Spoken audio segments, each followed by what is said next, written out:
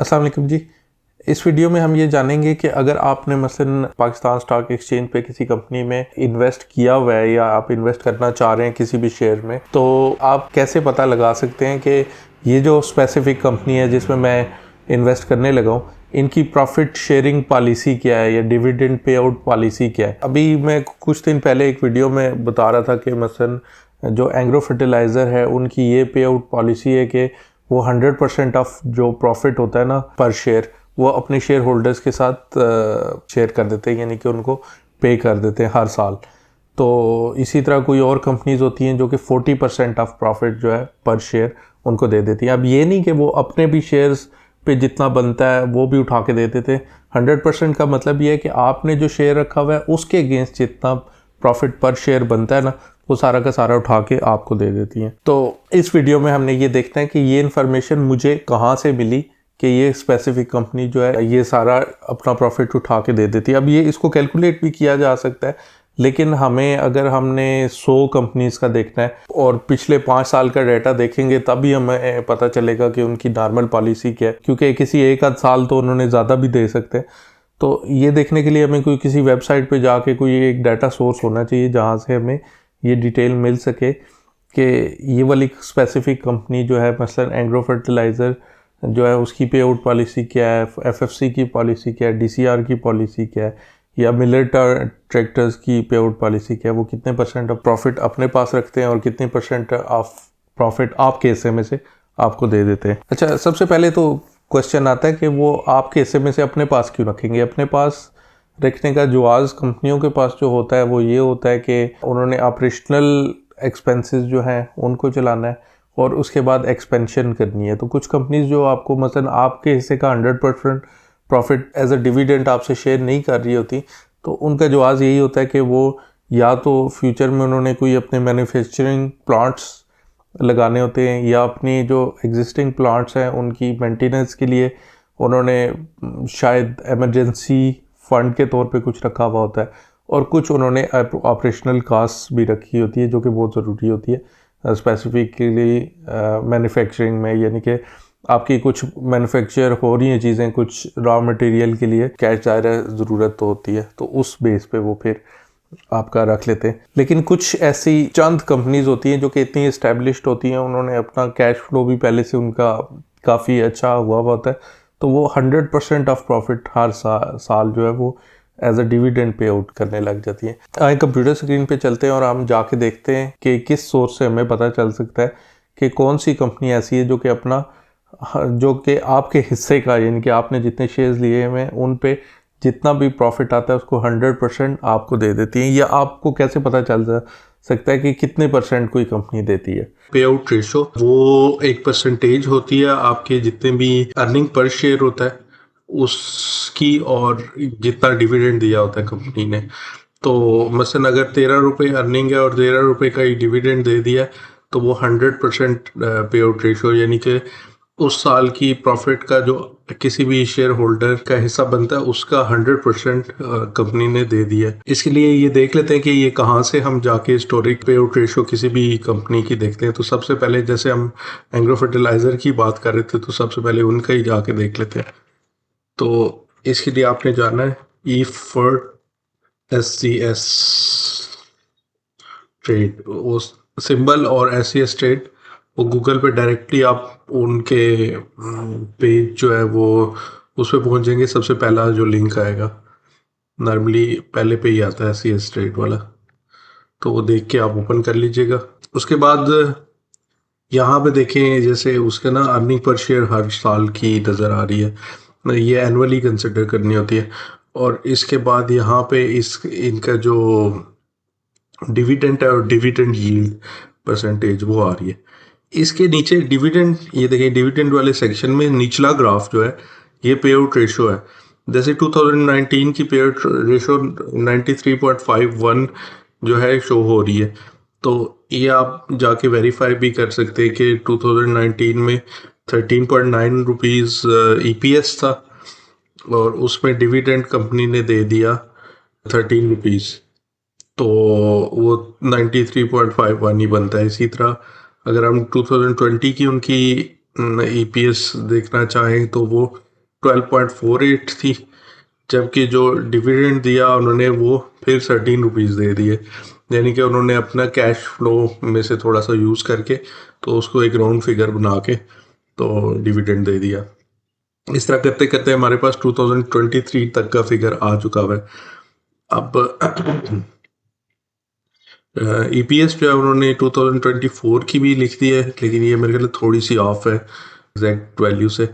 तो खैर लेकिन 2024 का डाटा यहाँ पे अपडेट नहीं किया पे आउट रेशो में, तो वो ज़ाहिर है हमें अब खुद कैलकुलेट करना पड़ेगा। खुद कैलकुलेट करने के लिए आपने एंग्रो फर्टिलाइज़र के पेज पे जाना है पाकिस्तान स्टॉक एक्सचेंज पे, वो भी आप इसी तरह जा सकते हैं। अगर आप ई फर्ट TSX लिखेंगे ना, तो उस केस में आपने SES ट्रेड लिखा था, इसमें PSX लिखेंगे, ये सबसे पहला जो लिंक है वो आ जाएगा पाकिस्तान स्टॉक एक्सचेंज वाला पेज।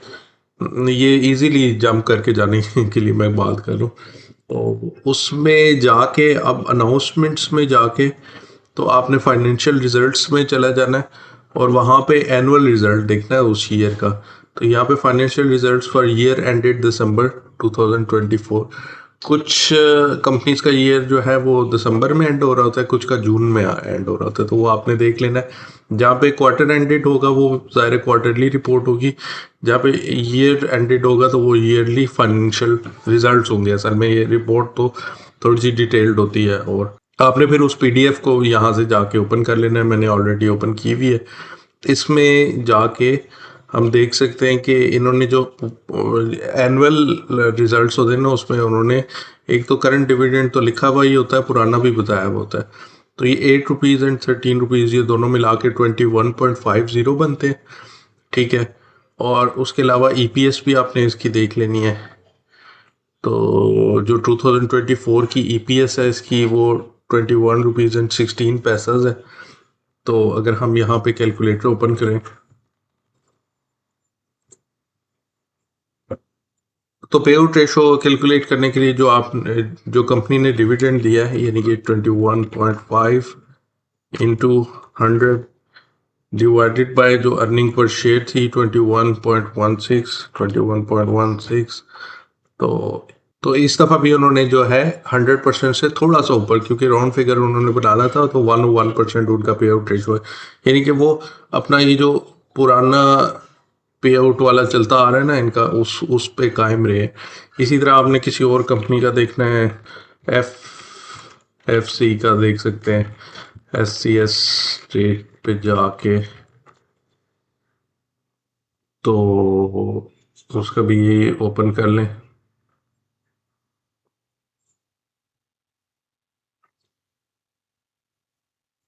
तो इस ग्राफ के थ्रू आपको पता चल जाएगा कि उनका 2019 में उन्होंने ये दिया था, फिर उसके बाद से उनकी पॉलिसी रही है कि 45% तकरीबन एवरेज जो है वो देते रहे। तो लेटेस्ट ईयर का शायद थोड़ा ज़्यादा हो कम हो, ये अभी इसी तरह जिस तरह मैंने वो कैलकुलेट किया आप जाके कैलकुलेट कर सकते हैं। इसी तरह जो अगला DCR हमने बात की थी तो उनका देख सकते हैं आप जाके। तो DCR का जो पे आउट रेशो है वो भी देखें, 42%, 34%, 32, और फिर ये इनकी पॉलिसी थोड़ी सी यहाँ से मतलब थोड़ा कम करना शुरू किया और ज़्यादा करना शुरू किया, यानी कि 100% पे आउट ये भी नहीं कर रहे, लेकिन एक अच्छी अमाउंट जो है वो पे आउट कर रहे हैं। तो इस तरह से आपको पे आउट पॉलिसी किसी भी कंपनी की आपको पता चल सकती है। जैसे best way cement company limited जो है, BWCL, ये लोग भी डिविडेंड्स देते हैं। इनकी पॉलिसी भी ये देखें, ये तो तकरीबन ये भी 100% के करीब दे रहे हैं। पहले तो इन्होंने काफ़ी बढ़ा दिया है डिविडेंड, ये काफ़ी अच्छा से इन्होंने नहीं दिया हुआ होगा, इनके पास कैश फ्लो काफ़ी जमा हो चुका होगा, तो उसके बाद से ये हर साल ये देखें 100% ही अपनी जो अर्निंग्स है ना वो तकरीबन पे आउट कर दे सकते हैं।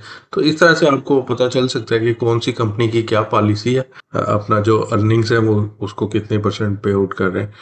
जैसे हम कोई और कंपनी ले लेते हैं, जैसे लकी सीमेंट ले लेते हैं, शायद यहाँ पे भी वैसे डायरेक्टली आप उसका सिंबल चेंज कर सकते हैं, आपको गूगल से घूम के आने की भी ज़रूरत नहीं है। वंस पेज अगर आपका चेंज ओपन हो चुका हुआ है तो जैसे अब ये लकी सीमेंट की पॉलिसी आपको यहाँ पे नज़र आ रही है कि वो 0%, 0%, 0%, फिर यहाँ पे उन्होंने 11% दिया, 6.7% दिया।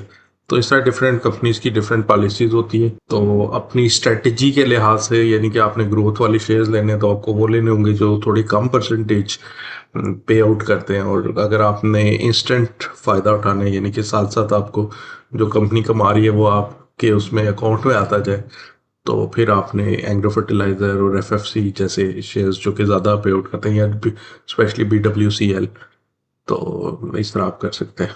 तो अब आपने जैसा कि देख लिया कि आपको कैसे पता चल सकता है कोई स्पेसिफिक कंपनी है उसकी क्या पे आउट पॉलिसी है, तो इसी चीज़ को यूज़ करते हुए आप दो डिफरेंट कंपनीज को कंपेयर भी कर सकते हैं। मसलन आप फर्टिलाइज़र सेक्टर में एफएफसी को और एग्रो फर्टिलाइज़र को आपस में कंपेयर करना चाहते हैं, उसके लिए ये मैट्रिक यूज़ कर सकते हैं। ये किसी और सेक्टर में सीमेंट में लकी सीमेंट को और बेस्टवे सीमेंट को जो है वो करना चाहते हैं कि कौन जो है वो अपने प्रॉफिट अपने पास ही रखता है और एक्सपेंशन के लिए यूज़ करता है, और कौन उनको पे आउट कर देता है।